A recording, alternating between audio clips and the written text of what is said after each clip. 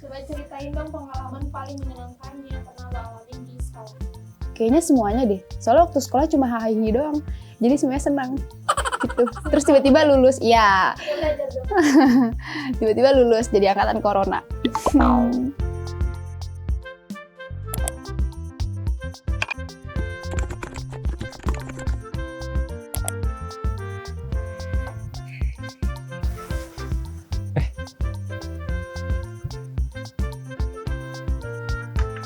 Assalamualaikum.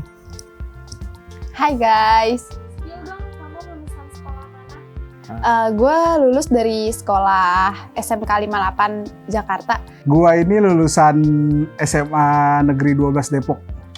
Gua lulusan dari SD di Citayam, SMP di Cibinong, SMA juga di Cibinong tapi minggir Depok. Kebetulan gue lulusan SMK 58 Jakarta di Bambu Apus Cipayung. Gua lulusan dari Pondok Pesantren Darul Mutakin di Parung. Lulusan Pondok Pesantren Husnul Khotimah. Biasanya di momen hari guru nih ada acara event atau lomba apa sih? Banyak sih, mungkin salah satunya yang paling gue kenang banget tuh Lomba kita ngerjain guru. Kadang kita kayak ngumpul buat ngerayain sama temen-temen, terus abis itu datang ke guru-guru kayak salam-salaman. Lomba tumpeng nih, sama menghias kelas. Biasanya kalau waktu hari guru itu guru-guru yang lomba biasanya. Jadi guru-guru lomba makan kerupuk, guru-guru lomba ngambil koin gitu. Jadi anak-anak libur semuanya gitu. Jadi guru tuh gimana Mas Ita tuh? Ya gimana ya? Kayak misalnya ngebuat guru itu marah, habis itu disurpresin nih kan? bikin satu acara nih di mana guru-guru tuh nggak boleh ngelihat dulu. Terus kita kayak bikin tulisan Teacher Day 58 kayak gitu. Teacher Day yang keberapa gitu waktu itu.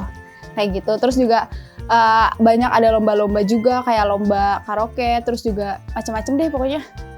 Kalau momen hari guru dulu pas di SMA tuh ada kita kayak ngerayain gitu di Stadion Pakansari di Cibinong. Nah itu hampir dari semua sekolah yang ada di Kabupaten Bogor ngumpul di situ buat kayak acara memperingati hari besar guru itu. Terus kayak ada festival-festival gitu. Kalau di sekolah, guru favorit lo itu siapa dan alasannya kenapa? Guru favorit siapa ya? Guru favorit gua dulu favorit tuh kebetulan guru DKM ya, karena saya kan dari organisasi Rohis. Ada namanya Bu Syarifah sama Pak Ade. Karena beliau-beliau ini yang membangun saya hingga sekarang ini, yang bisa membuat pengembangan diri saya itu semakin lebih baik ke depan, dari yang nggak pede terus bisa jadi percaya diri, dari yang nggak tahu bagaimana cara berorganisasi sampai diajarin caranya terjun di dalam lingkungan organisasi itu seperti apa. Namanya ada Ustadz Imron. Dia itu karena dulu collab sama gua buat jualan martabak. Jadi di kelas kita jadi guru sama murid, tapi kalau di luar kita jadi partner gitu. Ada namanya tuh Ustadz Joni. Ustadz Joni tuh kayak baik banget, terus humble. Kadang suka ditawarin. Sekelas tuh, ini pengen ngadain bukber gak? Besok kita puasa ya, ntar kita bukber bareng-bareng. Ntar dibeliin sama dia makanannya, jajanannya. Guru favorit gua guru MTK yang kebetulan saat kelas 10 itu wali kelas gue sendiri, Wisti. Kenapa dia favorit lo? Pertama humble, kedua humoris, kekeluargaan juga erat gitu. Bu Parti sih. Itu Bu Parti tuh dia pembina OSIS. Kebetulan waktu itu gue kan OSIS juga. Nah terus dia pembinanya. Dia tuh bukan sekedar pembina, tapi dia guru, orang tua, juga dekingan kalau di sekolah kayak gitu. Jadi kalau misalkan mau apa-apa nih, terus tinggal bilang ke dia aja. Misalkan, Bu, saya mau keluar nih, mau izin kayak gini. Nanti di satpam tinggal dia yang ngatur tuh. Kita tinggal enak deh keluar. Guru favorit gua Pak Yan. Itu guru matematika.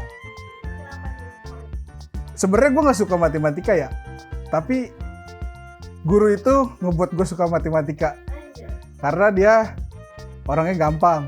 Kita mau nyontek nih, dia nggak pernah lihat kita nyontek gitu. Dia pura-pura tidur aja, tapi sebenarnya kayaknya dia ngeliat deh. Tapi nilai gue aman sama dia. Oh, jadi bukan ngebuat lu pinter matematika, Enggak, bikin nilai lu bagus di MTK. betul. Coba ceritain dong pengalaman paling menyenangkan yang pernah lo alamin di sekolah. Kayaknya semuanya deh. Soalnya waktu sekolah cuma hahihi doang. Jadi semuanya senang. Gitu. Terus tiba-tiba lulus. Iya. Tiba-tiba lulus jadi angkatan corona. Pada saat jalan-jalan sih bareng satu kelas itu kita jalan-jalan ke luar, dan saat itu juga wali kelas kita ikut dan bawa anaknya, dan itu seru banget karena anaknya mau main sama kita. Paling seru sih kalau misalnya udah ngumpul angkatan. Entah itu di dalam kamar, jadi di dalam kamar bisa ada kali 100 orang lebih ngumpul di dalam satu kamar. Misal kita pengen ngadain event apa, event entah ultah angkatan lah, entah apa itu. Jadi di situ kita pokoknya ngobrol-ngobrol aja, sharing-sharing. Ya lebih menguatkan tali silaturahmi sih. Pengalaman gue yang paling menyenangkan tuh kita study tour. Kita study tour sama teman-teman. Tahu teman sifatnya gimana tuh pas study tour sih. Terus kita punya pengalaman di SMA tuh pasti soal percintaan lah, anak-anak SMA dulu gitu. Pengalaman yang paling menyenangkan itu kebetulan waktu SMA itu kan pindahan ya. Terus di sana tuh pas baru masuk organisasi dapat kepercayaan buat jadi pengurus inti di sana. Itu pengalaman yang paling berkesan banget di SMA dulu. Paling menyenangkan adalah ketika membimbing ya, terutama karena kan di pondok itu diajarin jadi buat siap dipimpin dan siap memimpin gitu. Jadi waktu kelas 1 SMA dan kelas 2 SMA itu full kita ngebimbing anak-anak, dan di situ benar-benar banyak banget ilmu yang bisa kita ambil gitu.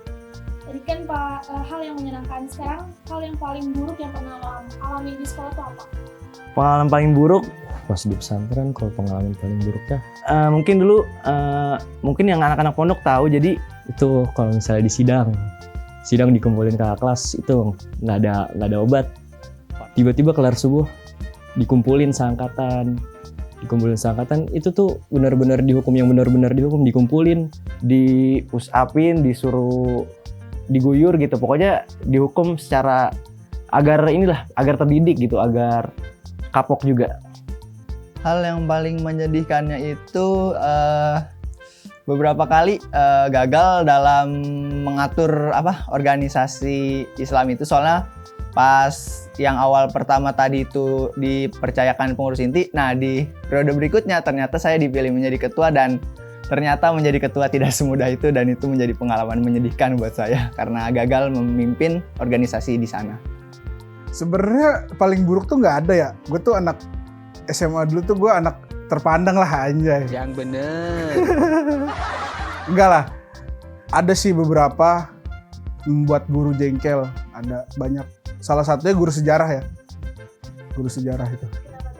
Karena dia ngasih tugas tuh nggak main-main. Kita suruh ngerangkum 7 folio. Gimana nggak pusing gitu. Ya gue nulis di buku sejarah itu nggak sampai 7 folio, gue tulis saya sejarah Kota Depok. Sampai Citayam gue bawa di dalam rangkuman itu. Kalau menurut gue sih hal paling buruk sekolah itu sering kena razia rambut. Karena paling benci dipotong rambutnya, digunting gak jelas sama guru. Pengalaman paling buruk. Jatuh di kantin. Iya, waktu itu gue pernah jatuh di kantin lagi main HP. 2 kali jatuh. Yang pertama itu jatuhnya tengkurap, bener-bener dada gue tuh mentok banget. Jatuh lah gitu. Tapi gue gak langsung bangun, diem dulu. Sampai orang-orang tuh teriak, lah kok dia tiduran, kayak gitu. Terus yang kedua, itu gue jatuh lagi pas lagi main HP. Lagi jam istirahat kan masih rame-ramenya tuh main HP. Terus gak ngeliat kalau ada selokan. Jatuh ke bawah, udah. Itu sih menurut gue pengalaman paling buruk. Soalnya malu banget. Oke, menurut lo cara guru mengajar kepada murid yang paling tepat di zaman sekarang itu seperti apa sih? Untuk guru di tahun sekarang ya lebih up to date lah untuk guru-gurunya. Terus juga guru-gurunya tuh harus tahu perkembangannya kayak gimana. Terus harus media belajarnya tuh nggak hanya cuma buku tulis atau buku. Kan kita bisa ngambil di Google lah, di apalah, ngebikin lebih menarik lagi lah. gitu. Interaktif ya. Iya, lebih interaktif. Lebih ada pendekatan gitu. Mungkin dari cara ngomongnya atau mungkin dengan gaya-gaya yang asik gitu. Jadi cara ngajar yang apa ya? Yang kayak santai aja gitu, nggak yang terlalu kayak dulu banget, yang kaku-kaku banget. Kayaknya itu kurang sih kalau buat di zaman sekarang. Karena kan biar gimana pun beberapa siswa ataupun anak itu kan adalah ya yang kalau misalkan belajar itu sedikit-sedikit pusing, sedikit-sedikit boring. Jadi tuh pembelajarannya harus dibikin asik aja sih kayak gimana. Kalau soal pendidikan di Indonesia, menurut lu seperti apa sih? Baik, cukup baik. Dari latar belakang lulusan-lulusannya, terus juga sampai nilai-nilainya, menurut gue sih itu udah mencukupi sih. Kalau menurut gua pendidikan di Indonesia ini belum begitu maju lah. Belum merata sih. Menurut saya dari berbagai sumber yang saya lihat sih kurang merata ya ternyata. Kalau menurut gue menurun dah. Kan sekarang kurikulumnya baru lah. Kurikulum baru, terus belum 100% maju lah menurut gua begitu. Jadi kita memang kebetulan saya yang berada di kota merasa memang diuntungkan. Cuma menurut penilaian gua, kalau misalkan di daerah pedalaman yang masih pelosok-pelosok tuh kan masih jarang pendidikan masuk dengan layak lah. Nah, di situ sih kurangnya menurut gua. Jadi kayak pemerintah tuh harus lebih memperhatikan pendidikan yang ada di desa-desa yang paling pelosok. Banyak juga guru-guru yang mungkin gajinya itu belum sewajarnya gitu, apalagi di daerah-daerah pelosok yang kurang terawasi gitu. Coba dong kasih ucapan dari guru dan kata-kata mutiara untuk seluruh dunia ini. Kepada seluruh guru di Indonesia, Selamat Hari Guru. Selamat Hari Guru. Dirgahayu untuk guru-guru di seluruh Indonesia. semoga ilmu-ilmu yang kalian berikan akan selalu bermanfaat dan selalu diingat oleh murid-murid kalian. Dan karena kalau tidak ada kalian, tidak ada yang namanya tentara, tidak ada yang namanya presiden, tidak ada yang namanya pemimpin-pemimpin negara gitu. Semangat juga dan selalu sabar dalam menghadapi kami sebagai siswa-siswa yang mungkin seringkali kurang ajar atau seringkali susah dibilangin. Terima kasih atas jasa-jasamu yang telah kau berikan kepada kami. Kalau nggak ada yang namanya guru, kayaknya kita nggak bakal bisa sampai sejauh ini, sesukses ini. Semoga guru-guru Indonesia semakin makmur dan tidak ada yang namanya penundaan gaji. Teruskan dan tetaplah menjadi guru-guru yang kita idamkan. Apa sih? Seperti apa tuh?